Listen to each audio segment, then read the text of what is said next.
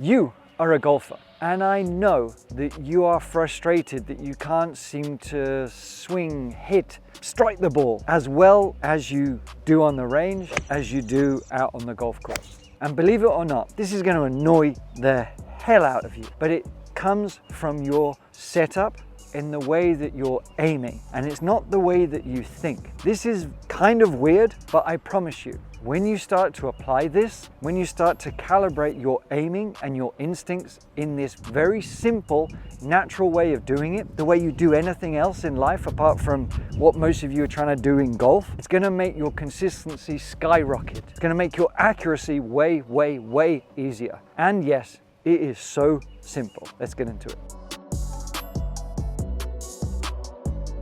Here we are, typical circumstance, nice decent drive, middle of the fairway. I've got like 190 to go. All I need to do really is just make solid contact. It should be a simple task. I know where I want to aim, I know where I want to hit. But the thing is, 99% of the time when you're hitting golf shots in practice, you are utilizing external factors, whether it's a mat or whether it's an alignment stick, to in essence cheat your way to align yourself, to aim in the right direction. Now, before we go too much about precision or whatever, it is important to point out that your instincts, your intentions can and will figure certain things out. So it's not just you have to aim correctly to hit the ball where you want. And what I mean by that is we can aim a little bit too far right of where we want to go. And I look up and I can see, I'm not really caring where my feet are. I'm sort of lifting up and looking that way. And I will and can find a way to overcompensate. I'll bring the ball back around there. Likewise, to left, all these types of things. You'll figure out a way. You'll use your hand-eye coordination. But we don't always want to, actually rely on that a lot less. We need to rely on that a lot less. So when we take away alignment sticks, square mats, all these cheating mechanisms, when we remove those external checkpoints, when we're out on the golf course, there's nothing here that is constant. Tee boxes give us a bit of a chance, but sometimes they're off kilter. There's nothing really here saying set up square to where I want to go. There's nothing giving me much of a guideline. And if it is, it might be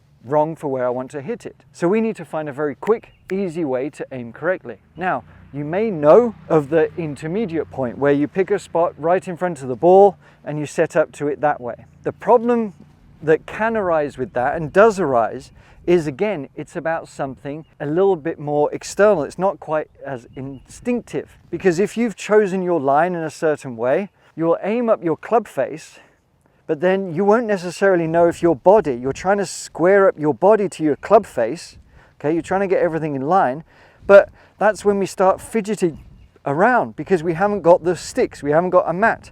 It all feels a little bit off. And that's what I hear all the time. And I used to do it. You start to fidget. It just doesn't quite feel as repeatable, as systematic as when we're practicing. Why? Because we don't have any mechanisms or aids to cheat. So how do we do it better on the course? There isn't so much about where our feet are pointing. It's more about where our intention is pointing. Are you a fidgeter? Does that sound a little bit familiar? Let me know below. And if you really want to stop doing it for good and repeat a golf swing, visit our website for a free quiz to figure out what you need to do next. So here is what I want you to do to calibrate yourself instinctively to where you want to aim. We're going to do a bit of a Goldilocks, okay? But our point of measure of what we're trying to aim is almost like out the center of our sternum, okay? Because this is always going to be a constant. Our feet are always going to change, but this is always going to be a constant. Yes, we can sort of point the shoulders, if you will, in different directions, but wherever my chest is going to be more or less where it points, okay?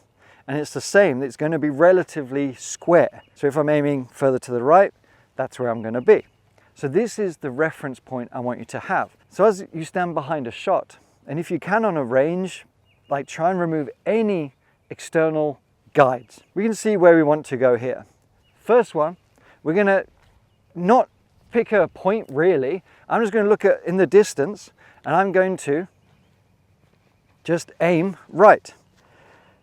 that's what I'm going to do. So I know, man, that's definitely too far right here. I know that. Now I'm going to point too far to the left. Pointing my sternum that way, very instinctively, very naturally. Way too left. I know that. So then, Goldilocks, just right. I'm going to walk behind, directly behind, and I'm just going to slam into that confident alignment, being positive that I am square to where I want to go. That is it. It is as simple as that. Repeat that again and again and again. You don't even have to do it too much because it is very natural. It's what you would do in the wild if you were doing anything really. So easy, so effective to start squaring yourself out and not have to manipulate anywhere near as much or fidget as much. So choose your different targets, aim up and swing.